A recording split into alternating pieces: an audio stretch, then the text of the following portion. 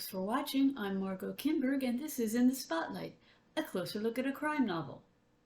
As we've learned more about psychology over the past decades, it's been woven more and more into fiction, both literary fiction, crime fiction, and other genres as well. And certainly we see it in a lot of crime fiction.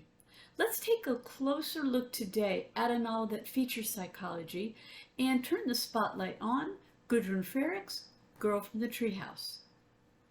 As the story begins, Elizabeth Reed is attending the funeral of her husband Horace. This isn't the sort of funeral you might expect, though, with a widow in grief. For Elizabeth, Horace's death represents freedom, as he was abusive. As we'll soon learn, he took Elizabeth in after her parents died when she was 10. He and her parents were members of a somewhat secretive community called Gateway, and they became friends. Elizabeth had mental and emotional issues most of her life. More about that soon. So Horace arranged psychological treatment, medication, a clinic stay, and so on. Since then, he's controlled most of what she's done under the guise of helping her. On the night of the funeral, Elizabeth overhears Horace's sister Helen planning to place her in a mental institution and saying they should have taken care of her a long time ago. That's enough for Elizabeth to make an escape. That's not going to be easy, though. Elizabeth has dissociative identity disorder, DID. The various identities that she has are called the tribe. That diagnosis means that Helen has a very strong legal basis on which to get the police involved and have Elizabeth arrested and confined. As we learned, Helen is strongly motivated, and she'll be ruthless about making sure Elizabeth is dealt with. Elizabeth knows, too, that she's not likely to be believed if she tries to explain herself to the police or other authorities. Still, she makes her way from Auckland to a house on New Zealand's South Island. It was once owned by her Aunt Amanda. There she meets a new neighbor, Scott Thompson, who helps her get settled. At first, things go well enough as Elizabeth and the tribe start over. She consults a local lawyer, Patrick Armstrong, about sorting out the deed to the house and other legal matters, inheritance and so forth, that she might have. As Patrick gets to work on the case, he finds evidence of more than one crime associated with gateways. Shortly after Elizabeth learns of what he's found, Patrick is murdered.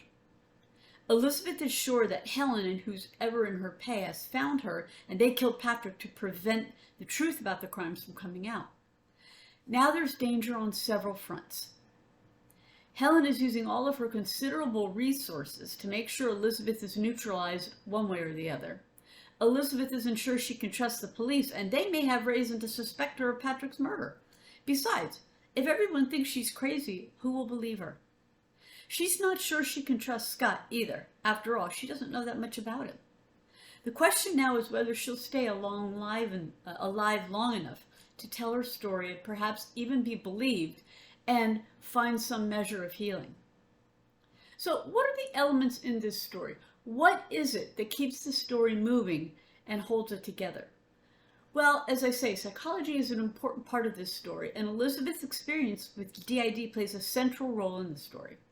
The novel is narrated first person present tense by different members of the tribe, so we learn something about some of Elizabeth's different identities. Through them, we also learn about Elizabeth's history. Some of it is harrowing, but Frerichs doesn't belabor the details, so there's not what you'd call gore in it. Interestingly, Frerichs has a background in psychology and psychotherapy, and that's evident throughout the novel. And part of it is, how do you take a person with DID and help that person begin to integrate and begin to move along? The story also has a very strong New Zealand setting. Readers who enjoy a solid sense of place and local culture will appreciate the South Island setting and the local way of doing things. There's also a set of crimes involved as the police look into the question of who killed Patrick and what went on with Gateway. Girl from the Treehouse is a novel of psychological suspense that takes a hard, strong look at DID.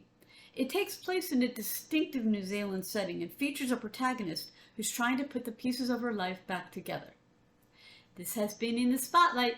I'm Margot Kinberg. Thanks for watching.